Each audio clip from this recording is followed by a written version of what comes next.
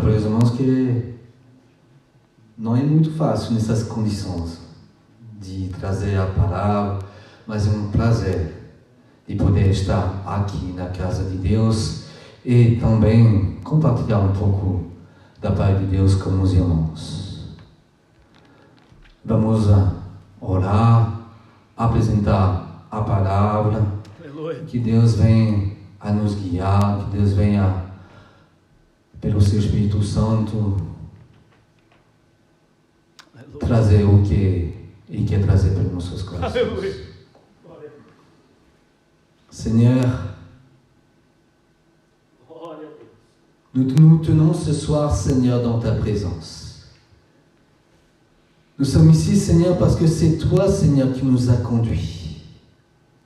C'est toi, Seigneur éternel, tu puissant, Seigneur, qui a ouvert le chemin, Seigneur Jésus, pour nous ramener ici, Seigneur, dans ta maison, Seigneur, pour pouvoir, Seigneur, partager un peu plus, Seigneur, de ton enseignement, Seigneur. Qu'au travers, Seigneur, de ta parole, Seigneur, tu viennes à toucher les cœurs, Seigneur. Tu viennes, Seigneur, à transformer, Seigneur, des vies. Et que vraiment, Seigneur éternel, tu puissant, Seigneur, tu viennes, Seigneur, fortifier, Seigneur, notre foi pour la gloire de ton Saint-Nom. Amen.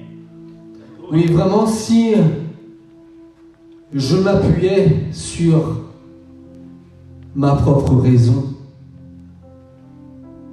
ce soir, je ne serais pas ici. Si je m'écoutais moi-même, ce soir, je ne serais pas ici.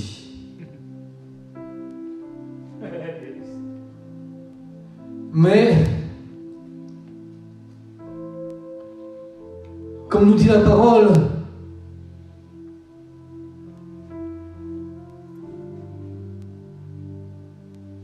s'il n'y a personne qui prêche, alors comment le nom de Jésus sera invoqué?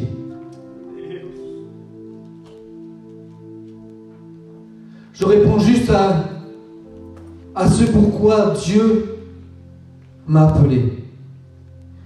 Et s'il m'a appelé pour prêcher sa parole, alors je suis là ce soir devant vous. Cette semaine, avant même que le pasteur m'invite pour prêcher la parole, et je le remercie, l'Esprit Saint avait déjà mis dans ma pensée un verset qui, j'avoue, je n'aime pas trop. Mais je vais me laisser guider par le Saint-Esprit. Et il m'avait dit, dans mon cœur de parler sur ce qui est écrit dans Matthieu 8, au verset 22, « Laisse les morts ensevelir leurs morts. » Et nous allons lire donc ensemble ce verset et les versets qui le composent. En Matthieu 8, Matthieu chapitre 8, à partir du verset 18 jusqu'au verset 22. Avant de commencer à lire, j'aimerais tout d'abord avoir une pensée pour toutes ces familles, pour tous ceux et celles qui, en ce moment même, passent par des moments difficiles, pour tous ceux et celles qui, là sur leur lit d'hôpital, souffrent, pour tous ceux et celles qui, remplis d'espoir, remplis de force, qui est certainement une force qui vient de l'au-delà. Je pense aux infirmières, aux médecins, à tous ceux qui prennent soin de nos malades. Vraiment que Dieu vienne vous soutenir. Et vous savez que toutes nos prières vont vers vous. Toutes nos prières vous sont adressées. Et on ne passe pas un moment sans penser à vous, sans penser à ce que vous traversez. Lisons ensemble Matthieu chapitre 8, à partir du verset 18. Jésus, voyant une grande foule autour de lui, donna l'ordre de passer sur l'autre bord. Un scribe s'approcha et lui dit : « Maître, je te suivrai partout où tu iras. » Jésus lui répondit : « Les renards ont des tanières et les oiseaux du ciel ont des nids. Mais le Fils de l'homme n'a pas un lieu où il puisse reposer sa tête. » Un autre d'entre les disciples lui dit : « Seigneur, permets-moi d'aller d'abord ensevelir mon Père. » Mais Jésus lui répondit : « Suis-moi et laisse les morts ensevelir leurs morts. » Amen. Je ne sais pas si ce passage est vraiment de circonstance par rapport à ce que nous sommes en train de traverser, par rapport à ce que le virus fait, par rapport à ce qui se passe dans ce pays et dans le monde entier. Mais je suis sûr que, au travers de ce passage, le Saint-Esprit veut nous parler, le Saint-Esprit veut nous renforcer, le Saint-Esprit veut nous rénover, et le Saint-Esprit veut nous conduire à connaître plus la parole de Dieu. Ce passage que nous venons de lire se trouve également dans Marc, et dans Luc plutôt, au chapitre 9, versets 57 et 62. Mais vous verrez que ces deux passages ne sont pas du tout racontés dans les mêmes circonstances, dans les mêmes conditions. Ici, dans Matthieu 8, ce passage intervient juste après que Jésus ait réalisé le sermon sur la montagne, ait fait de multiples miracles et prodiges, et soit utilisé à Capernaum pour guérir, par exemple, la mère de Pierre. Et juste avant aussi, comme nous venons de lire, de partir de Capernaum et de traverser la mer de Galilée. Alors que dans Luc, au chapitre 9, ces versets-là ne se trouvent pas du tout au même endroit. Ils se trouvent juste après où Jésus commence à enseigner les disciples. Et juste avant qu'il envoie les 70 disciples pour annoncer sa parole, pour annoncer la bonne nouvelle. Mais il y a un point commun que je trouve entre ces deux passages. C'est que cette parole, elle a été donnée à un moment où Jésus, il donne en fait un ordre. Jésus, il dit au verset 18, Jésus, voyant une grande foule autour de lui, donna l'ordre de passer sur l'autre bord. Et dans Luc, on pourra lire que Jésus désigna. Tout ceci, en fait, c'est pour nous impliquer. C'est pour nous donner un ordre. Au travers de sa parole, Dieu attend de nous une attitude. Dieu attend de nous que nous obéissions et que nous agissions. Il attend de nous un acte.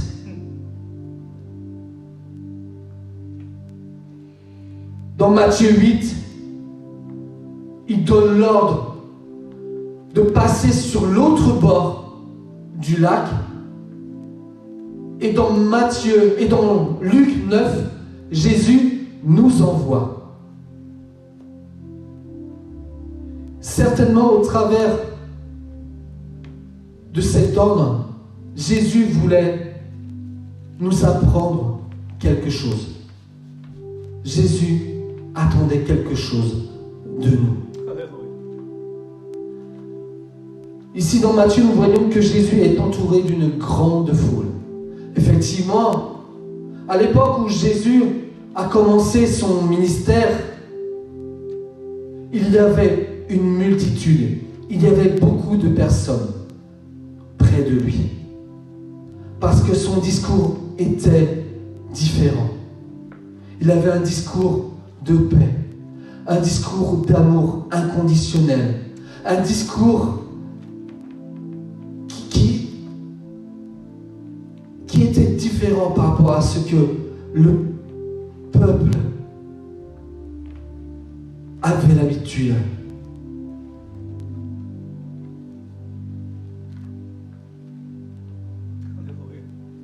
Et ce discours, il touchait les âmes. Et ce discours, il touchait les cœurs. Alléluia. Et Jésus également, c'était celui qui, dès qu'on le présentait devant lui, quelqu'un qui était malade, quelqu'un qui était possédé, quelqu'un qui avait besoin, un besoin quelconque, Jésus agissait. Et Jésus guérissait. Par un simple geste, par une simple parole. Et la foule était bénie. Et la foule était joyeuse. Et la foule voulait continuer à suivre l'enseignement de Jésus.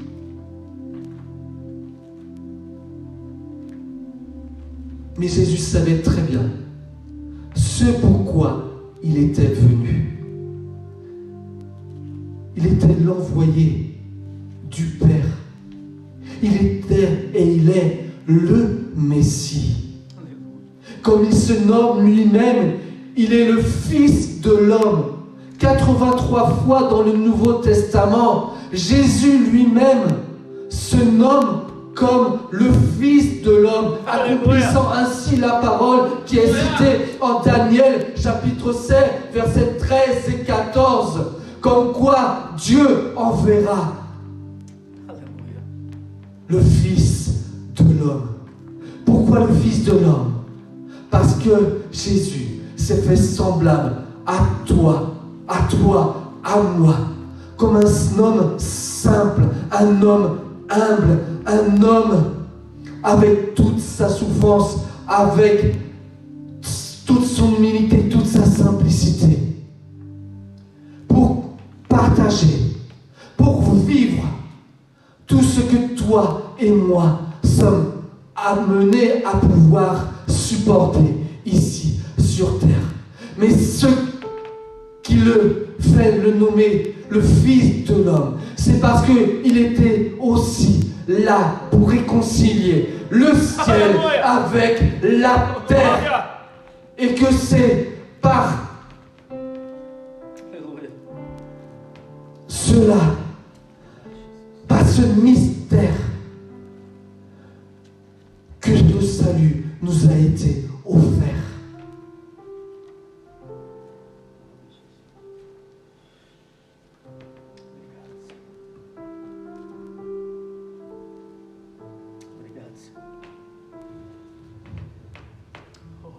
Mais Jésus, il savait, et dans Luc 9, il l'a déjà annoncé, qu'il devait souffrir, qu'il devait mourir pour pouvoir accomplir la volonté de son Père et donner la rédemption éternelle pour son peuple et pour tous ceux qui allaient l'accepter. Alors, Jésus cherche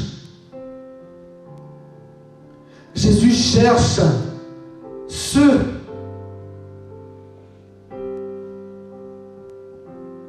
qui sont appelés à le suivre. Et c'est pour ça qu'il nous demande de réaliser cet acte d'obéissance qui est également un acte de foi.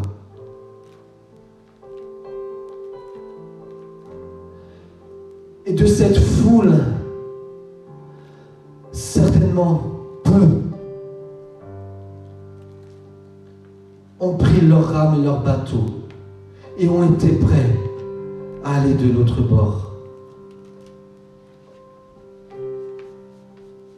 Il y a ce scribe pour lequel on nous dit dans le chapitre 19, dans le verset 19, Maître, Rabbi, je te suivrai partout où tu iras. Il a confessé Jésus de sa propre bouche. Un scribe, une personne qui connaissait la parole sur le bout des doigts, a reconnu en Jésus son maître. Il était prêt à le servir. Mais pour cela,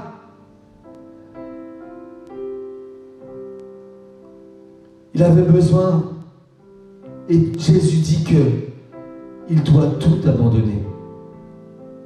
Il doit renoncer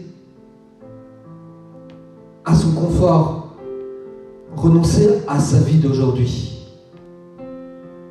renoncer à son bien-être, renoncer à une certaine forme de vie.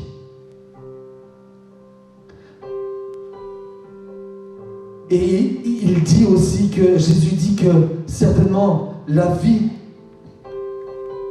qui va lui être offerte ne sera pas une vie de tout repos,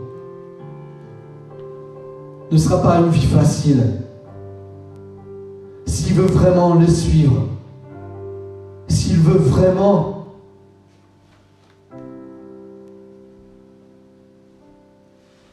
être utilisé comme un de ses serviteurs, il va falloir qu'il renonce.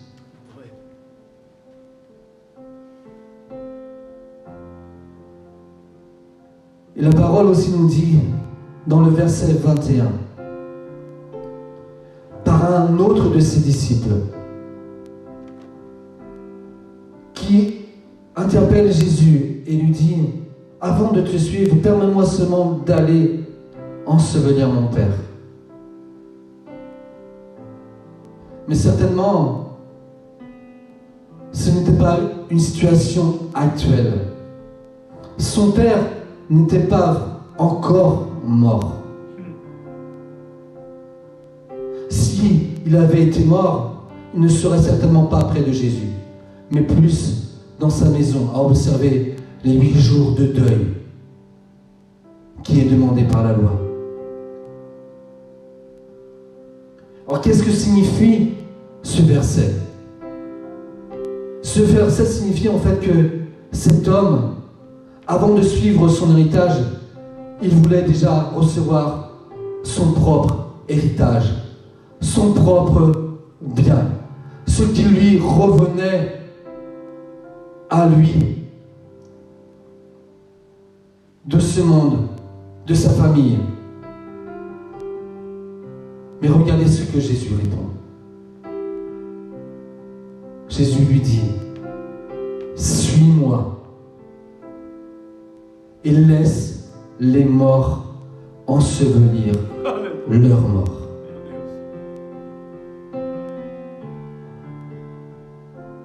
En tant qu'enfant, quand je lis ce verset, cela m'attriste. Mais comment Jésus peut dire cela? C'est comme s'il n'avait pas compassion de cet homme. C'est comme s'il n'acceptait pas que cet homme puisse pleurer les siens, puisse prendre soin des siens. Mais Jésus savait très bien que cet homme, en fait, c'est par son propre égoïsme et pour sa propre situation et à lui-même déjà qu'il voulait faire attention.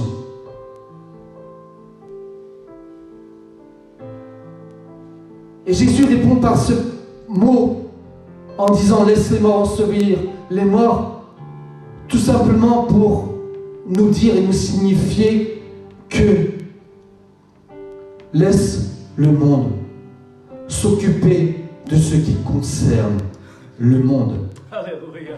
Laisse ceux qui sont morts spirituellement s'occuper de ceux qui sont morts physiquement. Meu Deus. L'héritage que le Seigneur veut t'offrir, parce que nous sommes également héritiers de Dieu selon la promesse. Dès le jour où nous avons accepté de suivre véritablement Jésus, de lui offrir notre vie, de lui offrir tout notre être, également, nous avons cet héritage. Nous sommes héritiers. Héritiers, non pas de n'importe quel royaume, mais du royaume de Dieu et de la vie éternelle.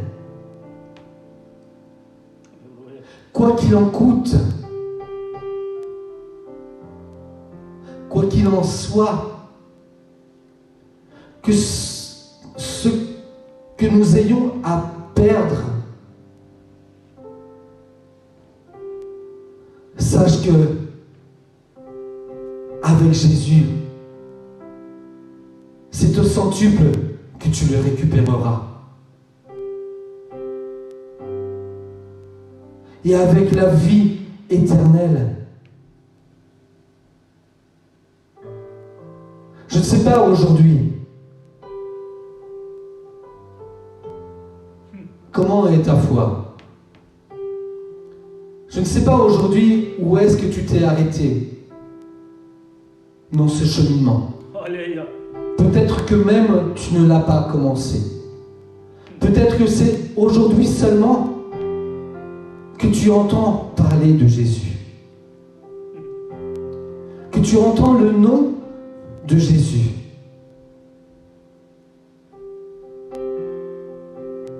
Peut-être que c'est par la souffrance dans laquelle tu es actuellement que tu assistes à cette retransmission. Meu Deus.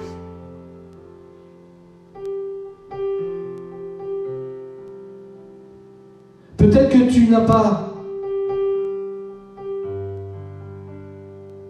et que tu ne connais pas le Seigneur et le Sauveur des nations. Alléluia. Mais aujourd'hui, il se présente à toi. Alléluia. Et aujourd'hui, il est présent là, devant toi. Glória a Deus.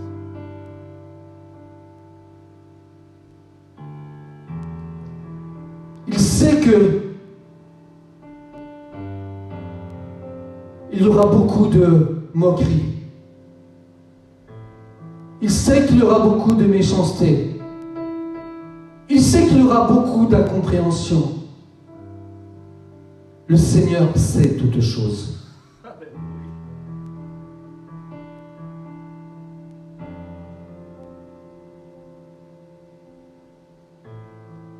Mais le Seigneur, il veut t'offrir sa vie. Parce qu'il a donné sa vie sur la croix. Effectivement, suivre Jésus, ça veut dire porter sa croix. Parce que celui qui ne porte pas la croix n'est pas digne de Jésus.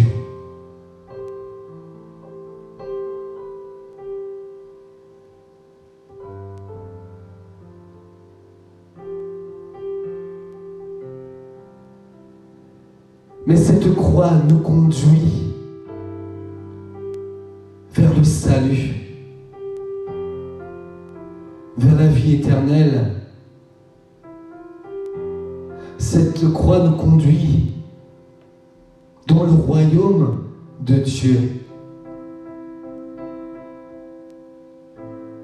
À cette table, nous allons tous ensemble, comme l'épouse de Christ,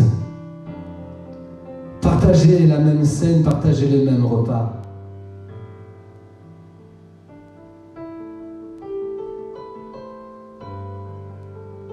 Il y a beaucoup de personnes qui n'acceptent pas de suivre Jésus ou ne veulent rien connaître de Jésus à cause justement de tous ces sacrifices, à cause de tout ce renoncement. Mais combien cela vaut la peine? Parce que nous avons plus à gagner qu'à perdre. Nous savons qu'en Jésus, nous marchons de victoire en victoire et de gloire en gloire. Nous savons qu'avec Jésus, nous allons vaincre tout le mal. Nous allons vaincre ce virus. Nous allons vaincre toutes ces calamités qui peuvent s'abattre autour de nous.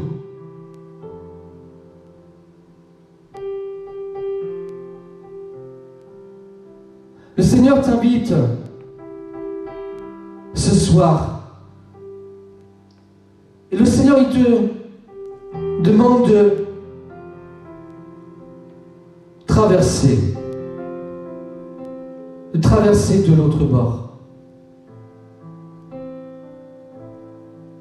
Il te dit, n'aie pas peur, ne crains rien, car je suis avec toi.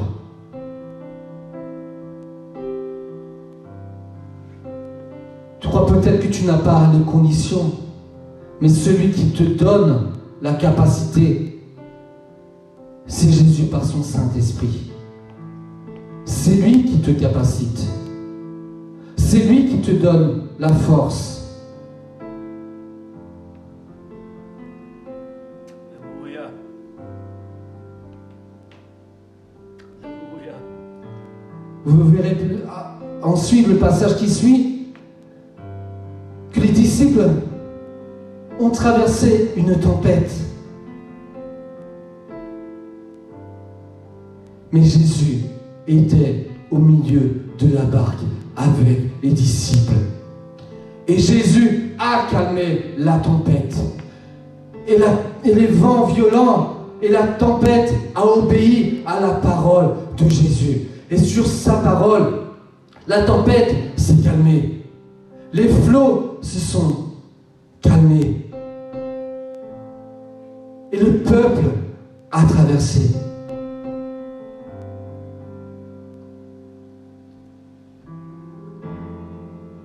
Jésus veut te donner ce soir et t'apporter cette foi qu'il te manque. Cette foi qui t'empêche d'avancer. Cette foi qui te...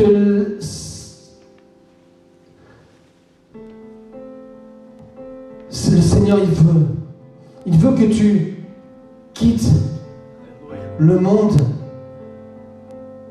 que tu arrêtes de regarder par ce qui peut se passer par le monde pour vraiment le suivre, pour vraiment t'attacher à lui, pour vraiment venir recevoir son héritage, recevoir ce qu'il a prévu pour toi et être utilisé de la façon dont il veut t'utiliser.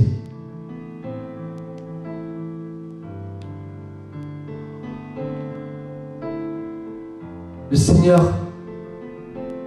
t'attend.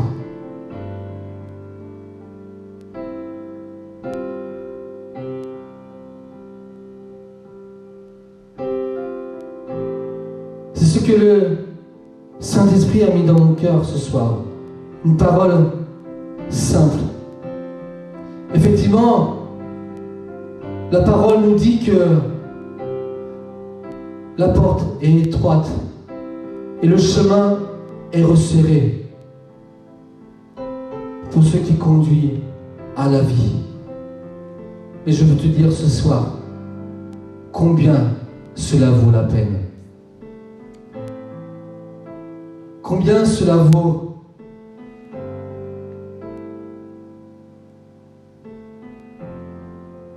la peine. Alléluia. Parce que nous sommes sûrs d'être victorieux. Alléluia. Nous sommes sûrs que tout cela nous conduit à la victoire. Glória a Deus. Que tout cela nous conduit à grandir. À grandir spirituellement. À grandir à ses côtés.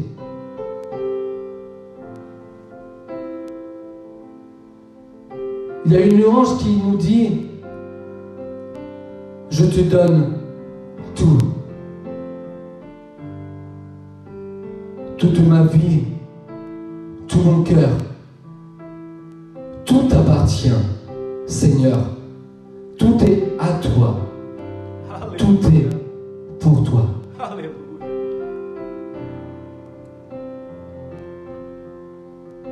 Glória a Deus. Glória a Deus. C'est ce que Dieu veut. Il te veut entièrement. Il te veut sincère. Il ne te veut pas hypocrite. Les hypocrites, il les jette dehors. Meu Deus. Les hypocrites n'hériteront pas de son royaume. Mais il te veut simple, comme tu es. Parce que c'est de cette façon qu'il veut t'utiliser.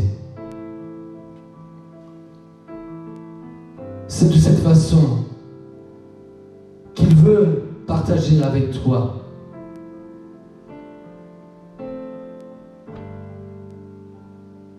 Le Alléluia. plus beau des cadeaux. Sa vie. La vie éternelle. Glória a Deus. Te réconcilier avec ton Père céleste. Celui qui t'a créé. Celui qui connaît tout de toi. Oh, alléluia. Oh, alléluia. Ce soir, il est là. Et il t'attend. Alléluia, Jésus. Et il te dit simplement, suis-moi, n'aie pas peur. Glória a Deus. Parce qu'avec moi, nous ferons des merveilles. Avec moi, tu seras vainqueur. Avec moi, tu n'auras plus peur. Avec moi, tu ne craindras plus rien. Car je prends soin de toi. Car je suis avec toi tous les jours jusqu'à la fin du monde. Em nome de Jesus. Em nome de Jesus. Le Seigneur, il veut continuer à te faire grandir. Et surtout, te ramener auprès de lui. Et te dire que ce qui se passe aujourd'hui, ce n'est qu'une étape. Em nome de Jesus. Ce n'est qu'un passage. Ce n'est encore plus qu'une épreuve.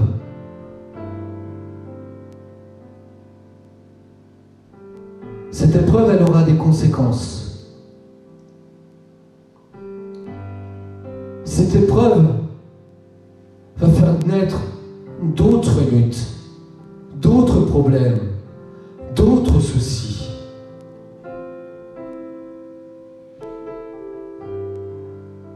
Mais si tu te mets debout et que tu t'attaches à sa parole et que tu lis sa parole, alors dans sa parole, tu trouveras la solution à toutes choses. Parce que Jésus est la solution.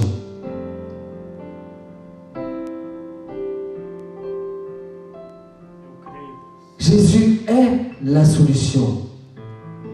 Et Jésus va te faire passer chaque étape dans le but que tu le connaisses chaque jour de plus en plus. Et que chaque jour, tu t'attaches encore plus à lui. Parce que c'est lui qui va te faire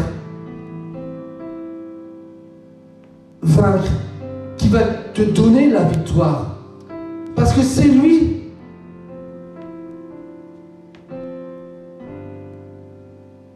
qui va te guérir. Alors crois seulement. Crois seulement que tout ce que tu peux perdre dans ce monde, avec Jésus, tu vas le gagner. Et tu vas le gagner au centuple. Crois cela. Même si tu perds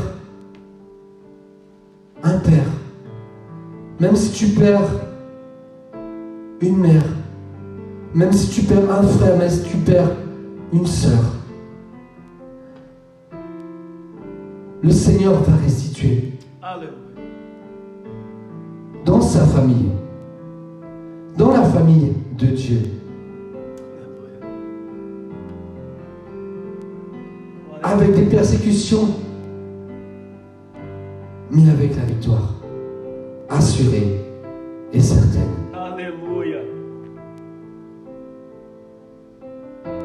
Alors, sois fidèle à Dieu comme Dieu est fidèle. Amen. Je vous remercie pour cette opportunité.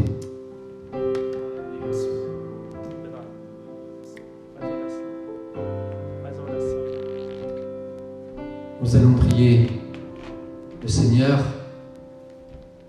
qui vienne à continuer à guider chacun de nos pas, qui vienne visiter nos foyers, qui vienne visiter nos familles, qui nous garde et nous protège et qu'il soit le rémunérateur de ceux qui le cherchent. Saint-Esprit de Dieu. Seigneur, nous te rendons grâce, Seigneur, pour ta parole, Seigneur Jésus. Merci, Seigneur éternel, tu puissance, Seigneur, parce que je crois que au travers de cette parole, Seigneur, tu as touché les cœurs. Je crois que, Seigneur, tu visites les foyers, Seigneur, et tu viens, Seigneur, restituer, Seigneur, tout ce que l'ennemi a voulu retirer, Seigneur.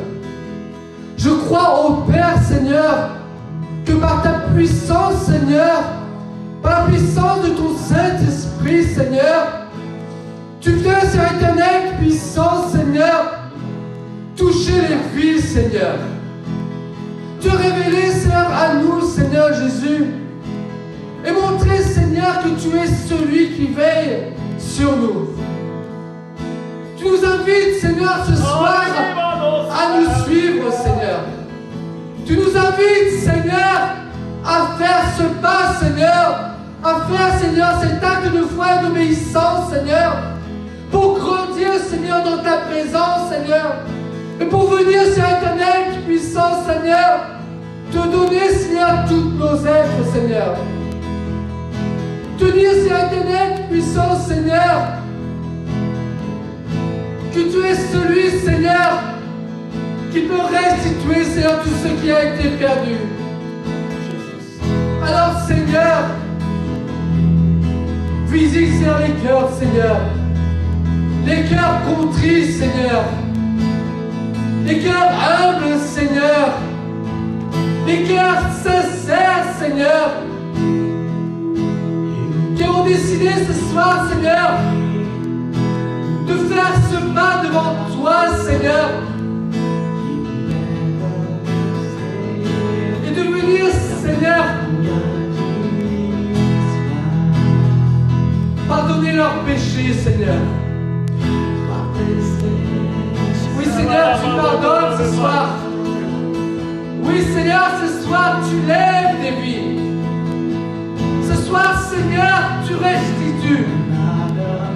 Ce soir, Seigneur éternel, puissant, tu conduis à toi, Seigneur. Oh, Seigneur. Merci, Seigneur Jésus, parce que je crois que tu visites ce soir les foyers, Seigneur. Tu apportes, Seigneur éternel, le réconfort. Tu apportes, Seigneur, la force, Seigneur Jésus, de pouvoir supporter, Seigneur, ces conditions difficiles.